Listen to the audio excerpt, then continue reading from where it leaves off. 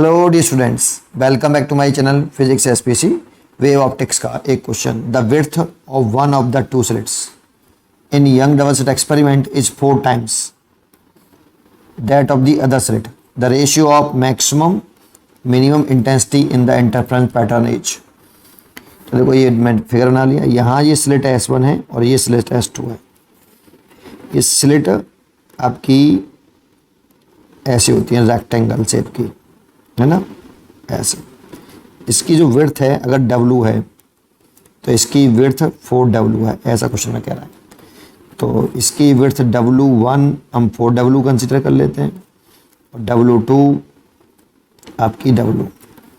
अब यहाँ से एक बीम निकलेगी इसकी इंटेंसिटी और एक यहाँ से वेव निकलेगी उसकी इंटेंसिटी, इंटरफेरिंग बीम की इंटेंसिटी। ये जो इंटेंसिटी होती है ये I1 और ये I2। तो इंटरफेरिंग बीम की जो इंटेंसिटी है वो विड्थ ऑफ स्लिट के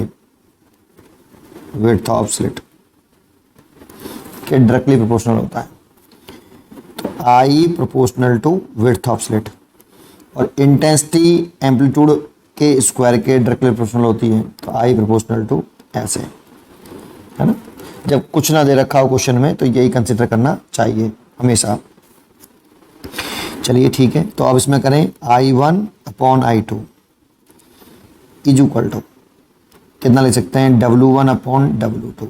W1 है 4W और ये है आपका W। W से W cancel, then I1 is equal to 4 times of I2।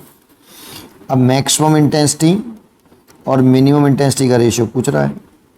अब मैक्सिमम इंटेंसिटी होती है आपकी I1 plus I2 plus 2 root के अंदर I1 I2 और मिनिमम इंटेंसिटी होती है I1 प्लस I2 माइनस के 2 root I1 I2।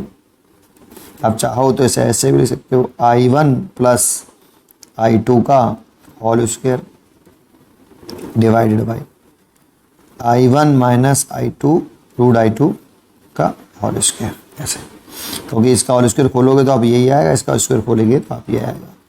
Value put कर दो, I1 की value 4I2 root 4I2 plus I2 over root 4I2 minus I2